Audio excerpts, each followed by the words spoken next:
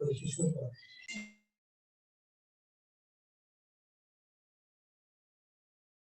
evening, everyone, and hope you're able to listen to me well. So it's a fresh evening. I think so. After 2-3 days long heavy rain, we got a bit relief. Not everywhere, but here in Pune city, we got the relief after a long time, after 3-4 days. So let's move with this fresh evening with the topic. हम लोग discuss कर रहे थे states of matter और states of matter के अंदर कल जो हमने टॉपिक डिस्कस किया है that is nothing you can से but the topic which is related with gaseous ideal gas equation. So yesterday we have discussed ideal gas equation in detail. What we have seen here in ideal gas equation, we have seen number of topics related with ideal gas equation. That is, you can say by combining Boyle's law, Charles law, and Avogadro's law, we can obtain ideal gas equation, which is for PV is equal to nRT. P stands for pressure, V for volume, N for number of moles, R for gaseous state, and T for temperature. So by putting the values of this quantities, we can calculate the next quantity, which is what we have to calculate. ये हम लोग calculate कर सकते हैं, ठीक है? So ये हमने कल के लेक्चर में डिस्कस कर दिया. Now, जैसे मैंने बताया कि being we are here in states of matter और इस चैप्टर का सबसे ज्यादा कोर कॉन्सेप्ट अगर पूछा है तो वही है, that is you can say Boyle's, Charles law, then Gay-Lussac's law and Avogadro's law. These are the core concepts, and combining all these laws, we get here ideal gas equation PV is equal to RT. Also, we have seen yesterday the relation between molar mass and rest of the quantities.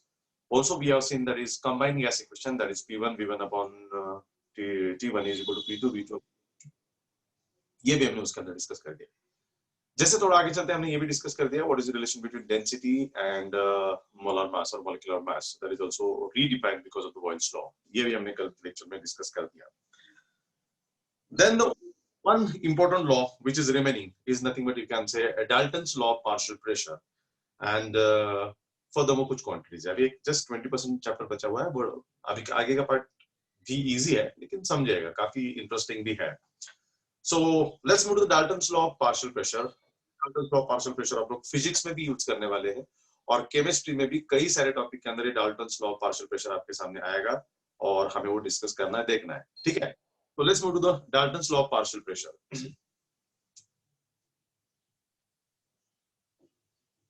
Dalton's law of partial pressures.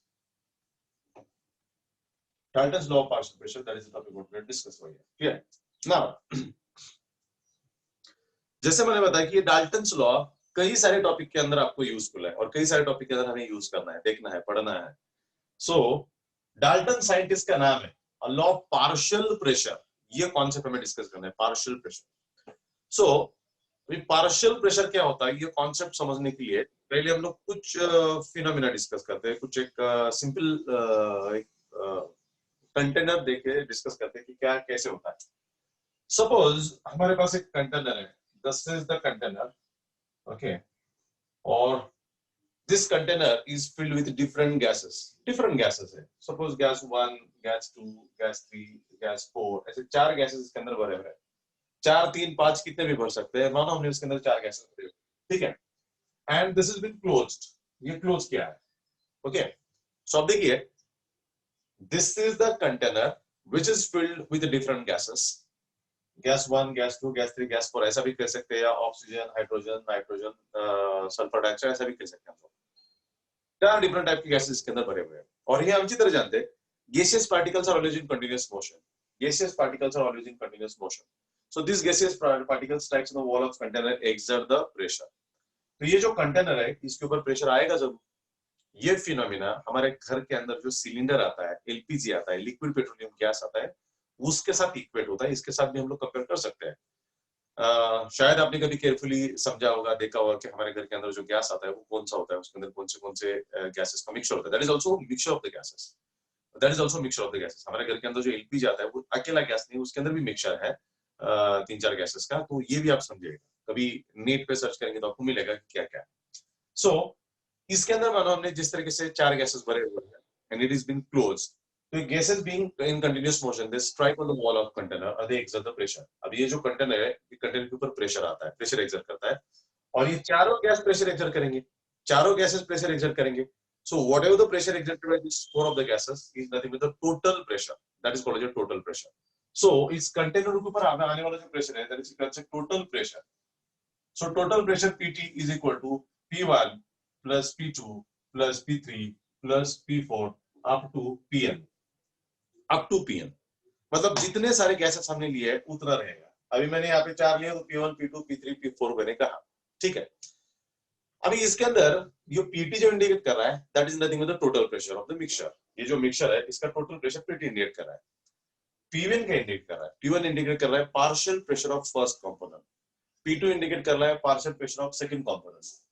This indicate कर रहा है partial pressure of third component. And this indicate कर रहा है partial pressure of fourth component. मतलब mixture. ये जो mixture है उसके अंदर अलग-अलग कंपोनेंट्स है. से oxygen, hydrogen, nitrogen, sulphur dioxide like that. अलग-अलग गैसेस हो सकते हैं. तो मैंने 1 2 3 कहा है. समझ रहे हैं आप? सो चारों गैसेस उनकी क्वांटिटी अलग-अलग हो सकती है. कोई गैस हो सकता है 1 लीटर, कोई आधा लीटर, कोई 2 लीटर, कोई 3 लीटर. अलग-अलग क्वांटिटी है उनकी और इसमें उनका प्रेशर भी अलग है. समझ रहे? तो सो P1 is a partial pressure of first component. Mixture के अंदर एक कंपोनेंट, एक गैस जो भी प्रेशर एक्सर्ट करेगा उसे कहा जाएगा पार्शियल प्रेशर. समझ रहे हैं आप लोग? सो हमारे पास जब भी मिक्सचर होगा of non reacting gases, mixture has to be of non reacting gases. ये भी याद रखिएगा क्योंकि ये गैसेस अगर एक दूसरे के साथ रिएक्ट होते हैं तो दूसरा कोई कंपाउंड तैयार करेंगे, दूसरा कोई कंपाउंड तैयार करेंगे and then it won't exist. तो इसलिए ये चारों भी गैसेस इसके अंदर जो भरे हुए हैं वो चारों गैसेस नॉन रिएक्टिंग है. ये उसके अंदर का इंपॉर्टेंट कंडीशन है. Then the total pressure exerted on this container is nothing but Pt. Pt is the total pressure, and P1, P2, P3, P4 are the partial pressure of first gas, partial pressure of second gas, partial pressure of third gas, partial pressure of fourth gas. ऐसे कितने gases हो सकते हैं? Mixture 2 gas का हो सकता है, 3 का हो सकता है, 10 का हो सकता है. इन नंबर ऑफ गैसेस का मिक्सचर वो हो सकता है. And that is the pressure which is exerted here, and that is called the total pressure and partial pressure. Now, thing is that we have to calculate this partial pressure. How we are going to calculate this partial pressure? हमारे mixture के अंदर एक component का pressure हम कैसे निकालेंगे? And that is nothing but the partial pressure. तो partial pressure calculate करने का तरीका ये आइडियल गैस इक्वेशन से हम लोगों को मिल जाता है. How it is? So now see, let's come. So being this is the total pressure. Total pressure is nothing but the sum total of partial pressure of all components present in the mixture. All components present in the mixture. That is okay. Sorry. So now we have ideal gas equation.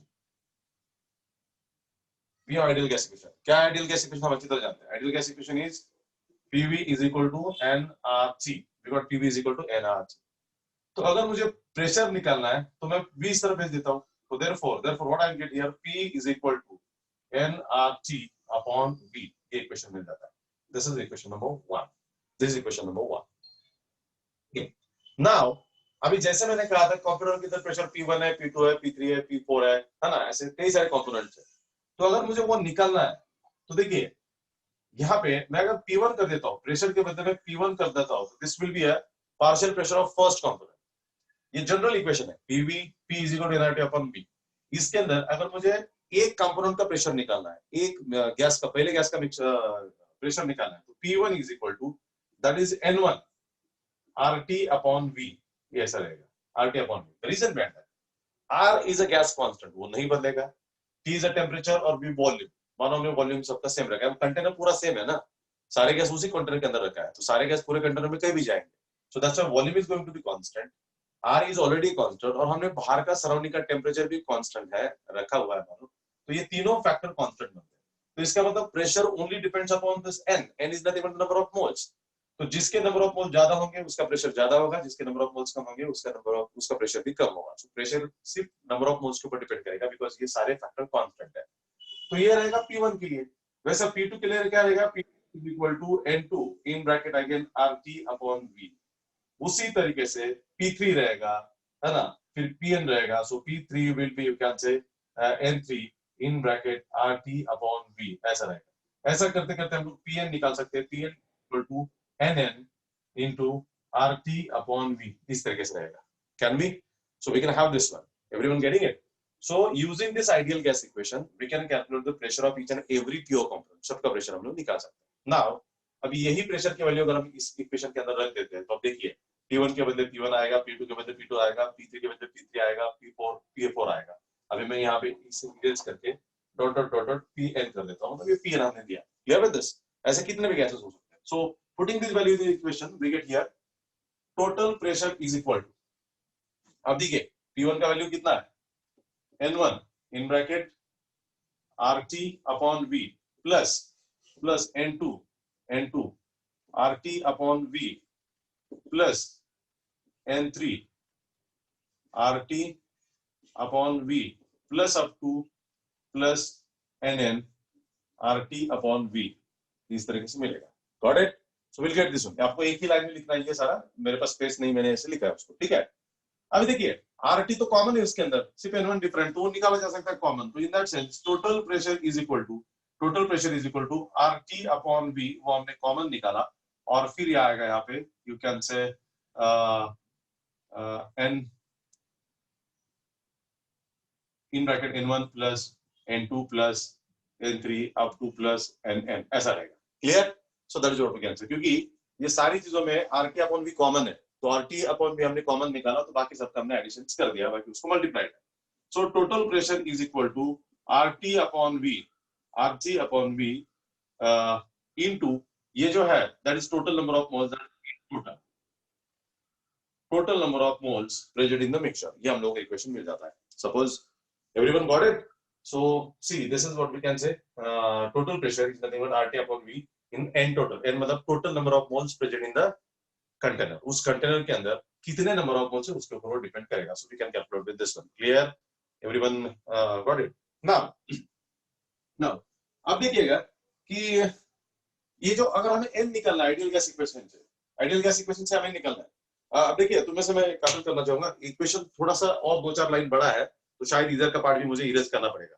तो तुम में से जिनके पास notebook है please वो सारे notebook के अंदर लिख ले, या तो समझे, क्योंकि अभी कुछ पार्ट में उसका इरेज करूंगा, सारा डेरिवेशन इसके ऊपर नहीं बैठेगा। ठीक है, सो अब देखिएगा, so we have seen this one, ये Dalton's law of partial pressure था। Total pressure of the mixture is nothing but the sum total of pressure of first component, pressure of second component, partial pressure of third component, so onwards. और इसके अंदर using ideal gas equation PV is equal to nRT, that is P is equal to nRT upon V, we have calculated the pressure of first gas, pressure of second gas, pressure of third gas, ऐसा हम लोग कितने भी gases का निकाल सकते हैं। और ये partial pressure of first, partial pressure of second, partial pressure of third, partial pressure of fourth, हम इसके अंदर सब्स्टिट्यूट किया तो हम लोग ये इक्वेशन मिलता है। सॉल्व करते गए तो फाइनल हम यहाँ तक आ जाते हैं, यहाँ तक आ जाते हैं। ठीक है, so we got this one. अभी वापस आइडियल गैस इक्वेशन पे आते हैं, that is PV is equal to nRT। अब देखिए यहाँ से एक नेक्स्ट स्टेप करते हैं, that is again here you can से PV is equal to nRT। इसके अंदर अगर मुझे N निकालना है तो बाकी इस तरफ आएगा, तो N is equal to RT upon PV, ऐसा आएगा। ठीक है ना? सॉरी उल्टा हो जाएगा, दैट इज RT इस तरफ चला जाएगा, तो PV upon RT, इस टाइप का इक्वेशन हम लोग को मिल जाएगा। ओके, ये मिलेगा N। अभी अगर ऐसा मुझे वापस N1, N2, N3, N4 calculate करना है तो अकॉर्डिंगली वो भी रहेगा। So we can see here, अगर हमें N1 निकालना है, सो N1 इज इक्वल टू, ये वापस कांस्टेंट है तो इधर आएगा P1 in bracket V upon RT रहेगा। Got it? ये हम लोगों को मिलेगा इक्वेशन नंबर 1। फिर हम ऐसा N2 निकाल सकते हैं, N3 निकाल सकते हैं, है ना? ऐसा करते करते मैं टोटल N निकालता हूँ, N टोटल N। तो टोटल N क्या निकालूंगा, यहाँ पे क्या आएगा, अगर यहाँ पे N टोटल है, नंबर ऑफ मोल्स टोटल है, तो ये प्रेशर भी टोटल रहेगा, तो I will write PT in bracket V upon RT, ये equation number 2। Got it? So अब देखिएगा, हमने आइडियल गैस इक्वेशन का प्रयोग 2 जगह किया है। ऑलरेडी हम लोग Dalton's law of partial pressure discuss कर रहे थे, और अकॉर्डिंग टू डाल्टन्स लॉ के हिसाब से आता क्या है, total pressure of mixture, any mixture is nothing but the sum total of partial pressure of different mixtures or different gases present in the mixture, ये इक्वेशन मिल जाता है। हमने यहाँ पे आइडियल गैस इक्वेशन पुट करके प्रेशर निकाला, तो P1, P2, P3 निकाला। उसी तरीके से using ideal gas equation we can calculate N1, N2, N3 up to N, total N भी निकाल सकते हैं हम। तो ये 2 इक्वेशन मिल गए, तो इक्वेशन 1 एंड इक्वेशन 2 हम लोगों को मिल गया। अभी अगर हम 2 इक्वेशन यूज करते हैं और हम पहले इक्वेशन को दूसरे से डिवाइड करते हैं, okay, dividing first equation by 2 क्या मिलता है देखते हैं हम लोग। मैं यहाँ पे इरेज करता हूँ।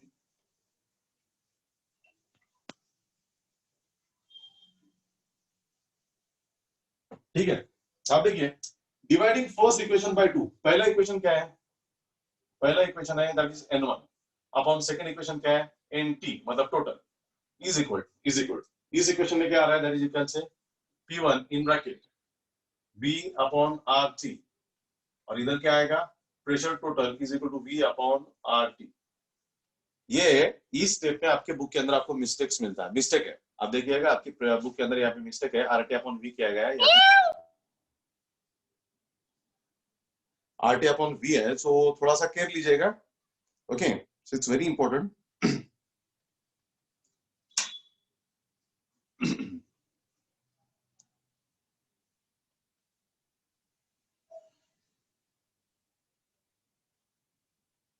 ठीक है, so in that sense you can say here n1 upon nt, so this is n1 is divided by this total n, so we got this equation। आपके टेक्स्ट बुक के अंदर यहाँ पे प्रिंटिंग मिस्टेक है, rt upon v है, rt upon v है, आपको यहाँ पे थोड़ा सा चेंज करना पड़ेगा और उसको समझना पड़ेगा कि क्या है कैसे, ठीक है।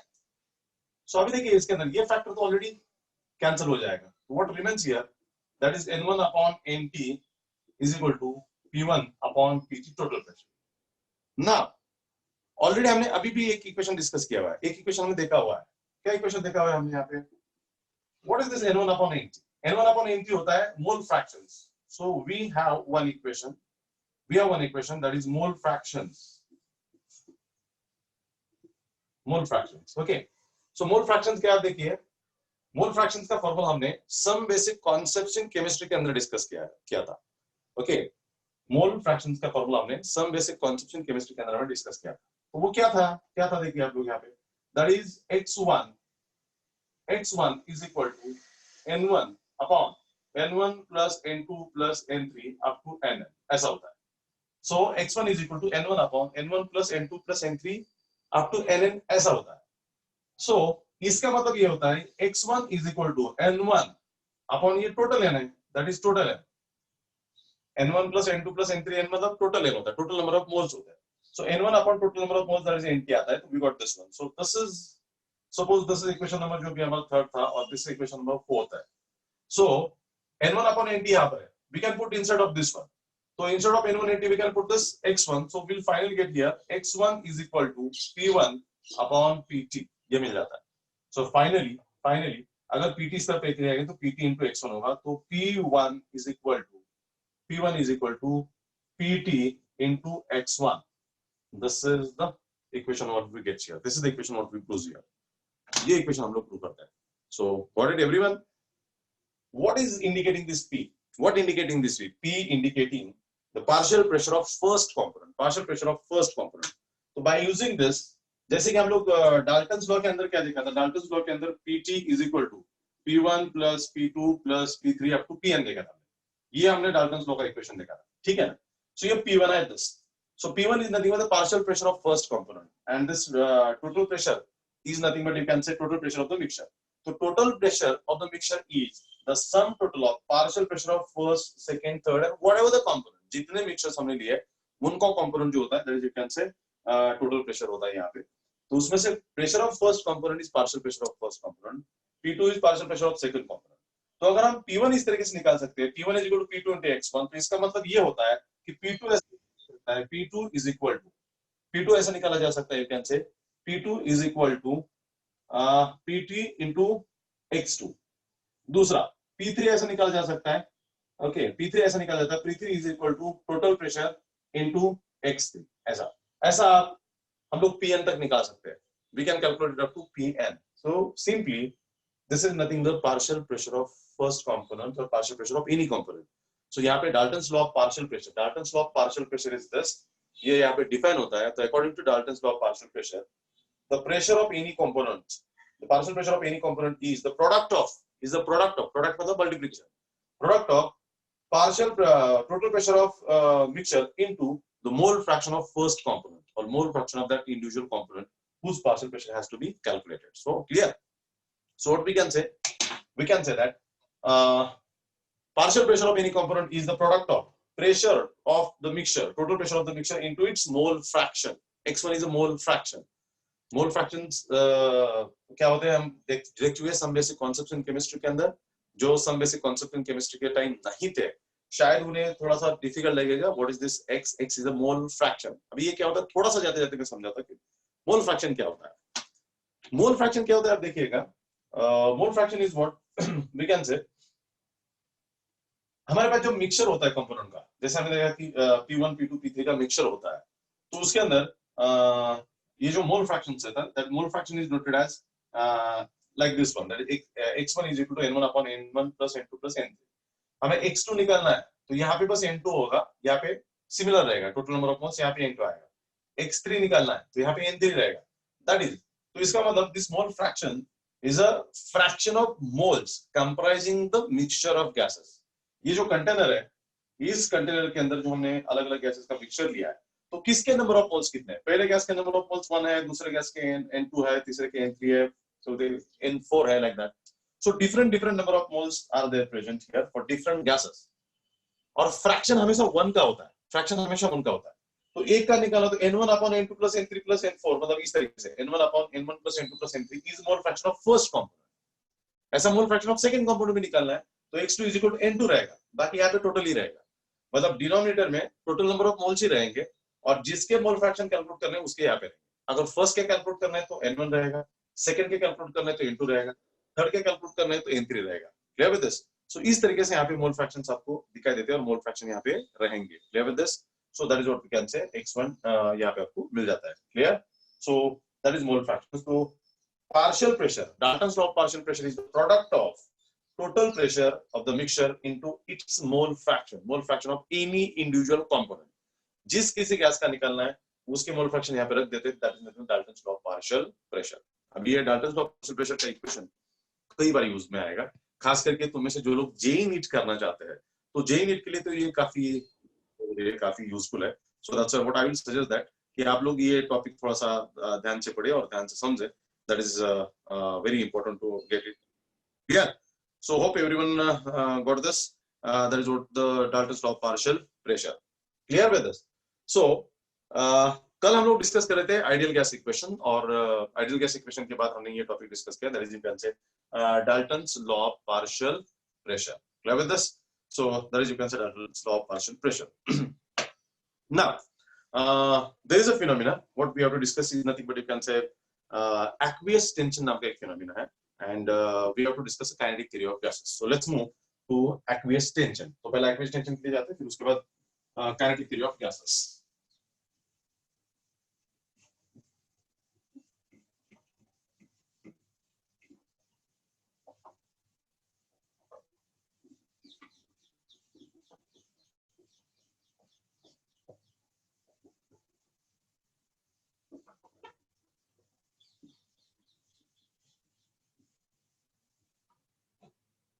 Okay, so now aqueous tension।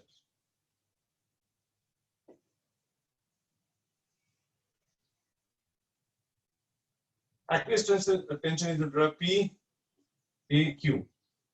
PAQ.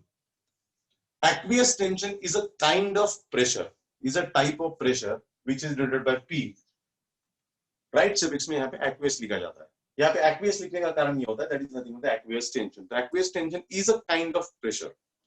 जिस तरीके से हमने अभी Dalton's law of partial pressure discuss किया, उसी तरीके से aqueous tension is a kind, is a type of pressure। ये प्रेशर का एक टाइप है, और इसलिए यहाँ पे राइट सफिक्स में aqueous लिखा जाता है। AQ, AQ represent the aqueous।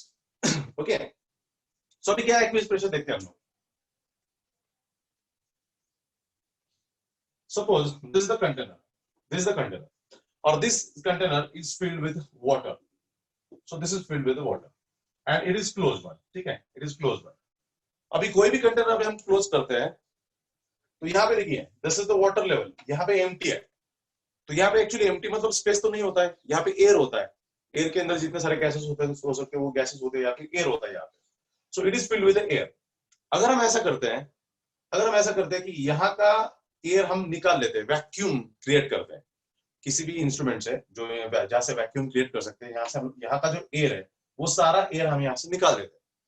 अभी जब यहाँ से एयर निकाल देंगे तो ये जो वाटर है दैट वेपराइजेस, अपने आप वेपराइज हो, उसे हीटिंग करने की कोई जरूरत नहीं है। याद रखिएगा यहाँ पे ऑलरेडी गैस होता है प्रेजेंट, जो एयर है, एयर है यहाँ पे और ये वाटर है, और जैसे एयर हम निकाल लेंगे, वैक्यूम क्रिएट करेंगे, ये वाटर वेपराइज होकर यहाँ पे वेपर्स आएंगे, सो ये वाटर वेपर्स बनेंगे। So these are the water vapours. So water vapours and this is nothing but the water. तो ये लेवल है, ओके। तो इस लेवल के नीचे आपको वाटर दिखाई देता है, और वाटर के ऊपर जो एयर था वो एयर हटा दिया, वैक्यूम कर दिया और ये क्लोज कर दिया। अभी क्लोज करने के बाद यहाँ पे एयर तो नहीं आ सकता और वैक्यूम नहीं रह सकता, इसलिए यहाँ का वाटर वेपराइज होकर यहाँ पे वाटर वेपर्स आ जाते हैं। कुछ समय के बाद इसमें से कुछ वाटर वेपर्स कंडेंस होते हैं, लेकिन सारे कंडेंस नहीं होते, कुछ रहते हैं। और जो कुछ वाटर वेपर्स यहाँ पे रहते हैं, that is called as saturated water vapours, that is called as saturated water vapours. अभी हम कितने भी दिन तक रखेंगे तो वाटर वेपर्स यहाँ पे रहेंगे, जब तक उसका एयर नहीं चला जाता है तब तक यहाँ पे वाटर वेपर्स रहेंगे, ओके। तो कुछ समय के बाद जैसे मैंने कहा कि कुछ वाटर वेपर्स कंडेंस हो जाएंगे, लेकिन यहाँ पे कुछ वाटर वेपर्स परमानेंट उतने रहेंगे जब तक उसके अंदर ना एयर चला जाता है ना कुछ, तब तक इतना ही रहेगा, प्रोवाइडेड हमने जो वैक्यूम क्रिएट किया वो बहुत ही परफेक्ट हो। तो यहाँ पे वाटर वेपर्स वैसे रहेंगे। Now the pressure exerted by these water vapors is called as aqueous tension. This pressure exerted by water vapors is called as aqueous tension.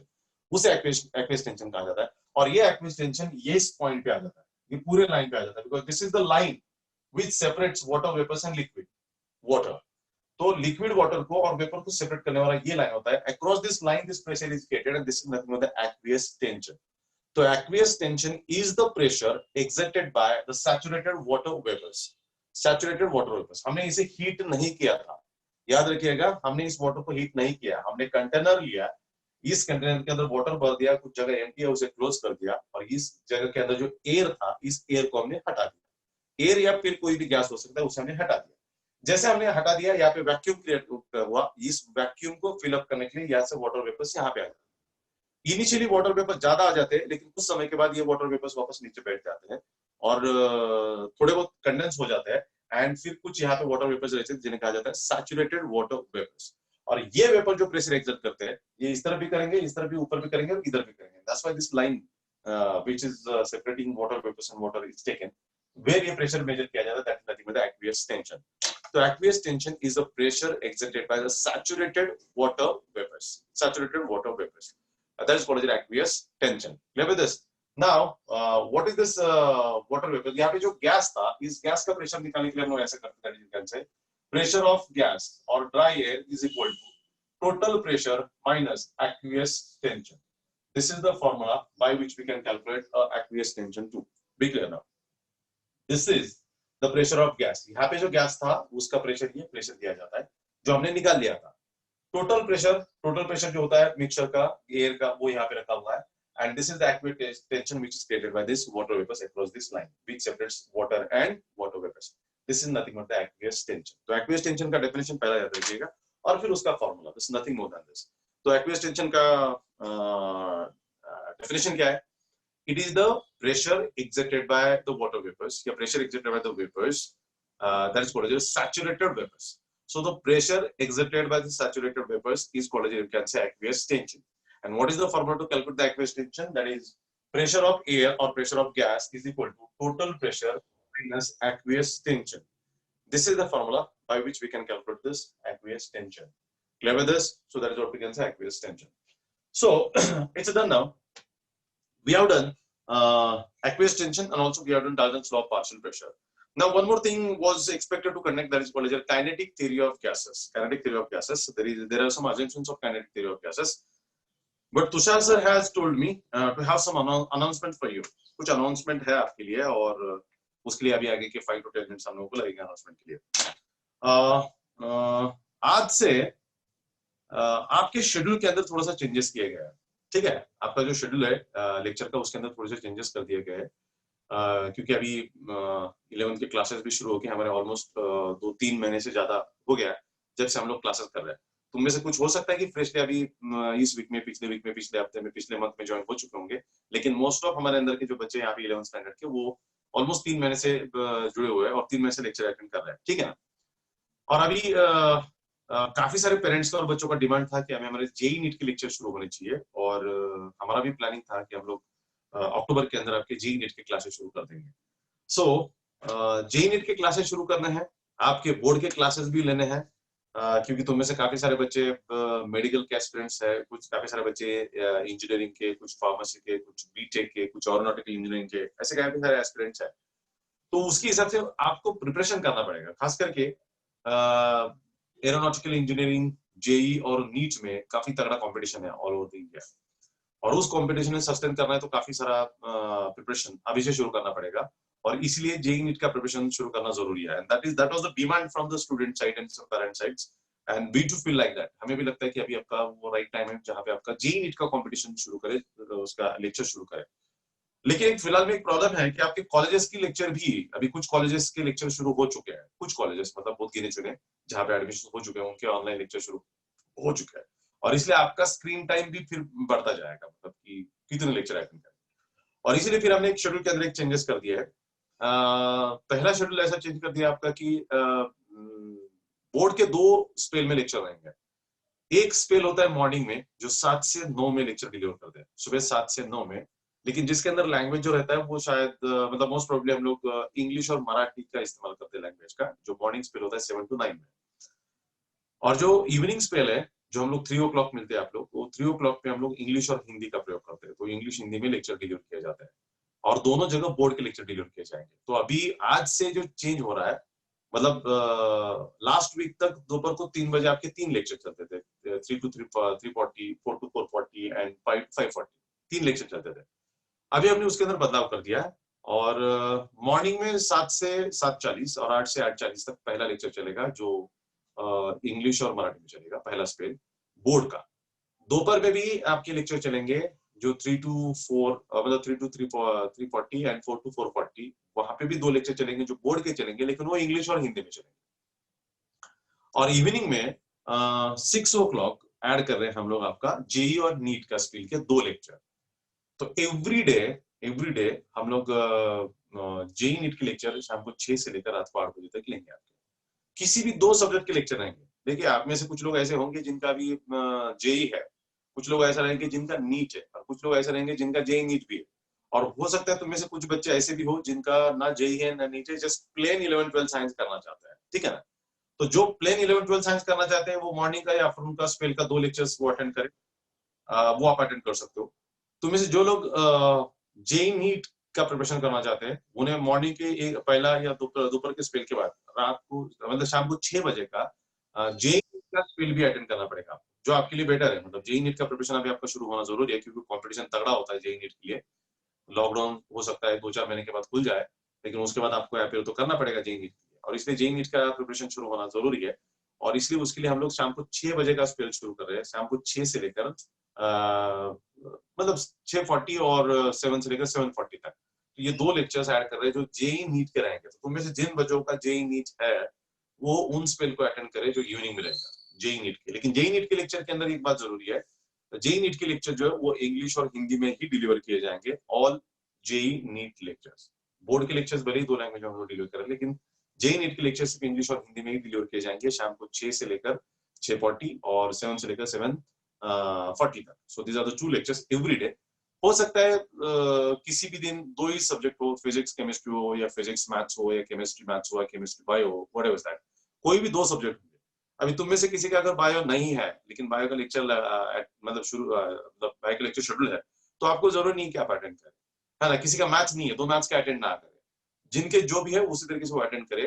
तो बोर्ड के 2 लेक्चर्स और जेई नीट के 2 लेक्चर्स, इस तरीके से उस स्पेल का चेंजेस उसके अंदर कर दिया गया है, और अकॉर्डिंगली आपका वो स्पेल रहेगा, ठीक है। उसके अलावा दूसरा भी एक चेंज कर दिया गया है दूसरा भी एक चेंज कर दिया गया है जो शायद आपके लिए ज्यादा बेहतर रहेगा। अभी देखिए, आप लोग यहाँ पे टीचिंग तो कर रहे हैं, टीचिंग के अंदर आप लोग सुन रहे हो वहां पे, और आप जनरली वहां पे म्यूट मोड पे होते हो मोस्टली, तो सिवाय एक दूसरा कोई डिस्टर्बेंस क्रिएट करता हो जैसे कि आज किसी ने किया था, that was very bad, but it should not happen, take note of this. So in that sense what we can say कि आप लोग लेक्चर में लेक्चर सुन तो रहे हो, लेकिन you didn't got a chance to have the interaction with the professor, to have the doubt session with the professors और teachers. So accordingly उसे याद में रखते समय हम लोग 2 चेंजेस कर रहे हैं। वीकली 2 बार 2 दिन, मतलब वीकली एक रहेगा वेडनेसडे और एक रहेगा नहीं मंडे और Friday. So these are the 2 days decided from our side, जिसके अंदर हमारे मोस्ट ऑफ प्रोफेसर, हर सब्जेक्ट का एक प्रोफेसर आपके लिए 1 से 1.5 घंटा अवेलेबल होगा वन ऑन वन इंटरेक्शन के लिए। वन ऑन वन इंटरेक्शन मतलब आप में से जिस बच्चों को जिस किसी सब्जेक्ट में डाउट है, जिस किसी चैप्टर में डाउट है, वो उसी सर के साथ, उसी मैम के साथ डिस्कस करने के लिए वो वन ऑन वन के लिए, मतलब आप और वो सर, वो मैम आपके लिए अवेलेबल रहेंगे, जिसके साथ आप आपके डाउट्स प्रिपेयर कर सकते हो। और उसके डे के लिए हमने अभी फिलहाल में मंडे और फ्राइडे हमने डिसाइड कर चुके हैं। सो मंडे को भी प्रोफेसर अवेलेबल रहेंगे, जहाँ पे लेक्चर नहीं होगा। जितने सारे टॉपिक सिखा के हो चुके हैं, उस टॉपिक में अगर आपको कुछ डाउट है तो यू कैन ज्वाइन और कनेक्ट विद दैट सर और मैम, व्होएवर इज दैट। वो शेड्यूल आपके ऐप में आपको दिखाई देगा कि कौन से प्रोफेसर कौन से सब्जेक्ट लिए कितने बजे अवेलेबल है, वो आपको वहां पे दिखाई देगा। लेकिन वहां पे डाउट 1 to 1 ही होगा, सारे बच्चे अटेंड नहीं कर पाएंगे। तो इसलिए अगर बहुत ज्यादा बच्चों को डाउट आ रहे हैं तो फिर वो एसएमएस के थ्रू या मेल के थ्रू आपको कम्युनिकेट करना पड़ेगा, क्योंकि एट अ टाइम एक ही बच्चे का डाउट प्रोफेसर क्लियर कर सकते हैं। तो वन ऑन वन के लिए एक ही प्रोफेसर और एक ही बच्चा वहां पे रहेगा। और डाउट 10 से 15 मिनट से ज्यादा नहीं लिया जाएगा। ओके, 10 से 15 मिनट का डाउट लिया जाएगा। जिनको बहुत ही ज्यादा डाउट है उनके लिए अलग से फिर सेशन लगेंगे, फिर decide on that point. But mostly हर बच्चे का डाउट 10 से 15 मिनट के अंदर वो प्रोफेसर क्लियर करेंगे। और वो भी फैसिलिटी हम लोग शुरू कर रहे हैं। तो every Monday and every Friday सारे प्रोफेसर आपके लिए वन ऑन वन डाउट्स के लिए अवेलेबल होंगे। आप सीधा वन ऑन वन उनके साथ कनेक्ट हो सकते हो। आपके जितने सारे डाउट है किसी भी सब्जेक्ट के रिगार्डिंग में, किसी मतलब खास करके हमारे जो फिजिक्स, केमिस्ट्री, मैथ्स, बायोलॉजी है, वो उनके अंदर के डाउट्स और डिफिकल्टी, अगर आप पढ़ाई नहीं कर पा रहे हो, किसी टॉपिक को प्रिपेयर नहीं कर पा रहे हो, तो उसके बारे में you can have talks with concern professor, concern teacher, ma'am और सर, उनके साथ बात कर सकते हो, आपका डाउट रिजॉल्व कर सकते हो। सिखाए हुए टॉपिक में अगर कहीं डाउट आ रहा है, जो डाउट क्लियर नहीं होता, तो उसके बारे में उनसे बात कर सकते हो, वो उसी भी डाउट को वो क्लियर कर देंगे। क्योंकि हो सकता है कि हम डिलीवर तो कर रहे हैं, लेकिन तुम्हें काफी सारे बच्चे होंगे जिनको काफी सारे डाउट्स भी क्रिएट होते होंगे टॉपिक के अंदर, प्रिपेयर नहीं होता होगा, या कैसा प्रिपेयर करना है, या फिर मन में ऐसे डाउट हो सकते हैं कि जेईई नीट के लिए किस तरीके से प्रिपरेशन करना है ना, या फिर डेफिनेशंस किस तरीके से लर्न करना है, कौन सा टॉपिक इंपॉर्टेंट है, कौन सा नहीं है, like that many doubts may be there related with that particular subject and all. उसके लिए 2 प्रोफेसर रहेंगे। So these are the 2 changes what we are coming with. और तीसरा है कि within this week our app will get updated.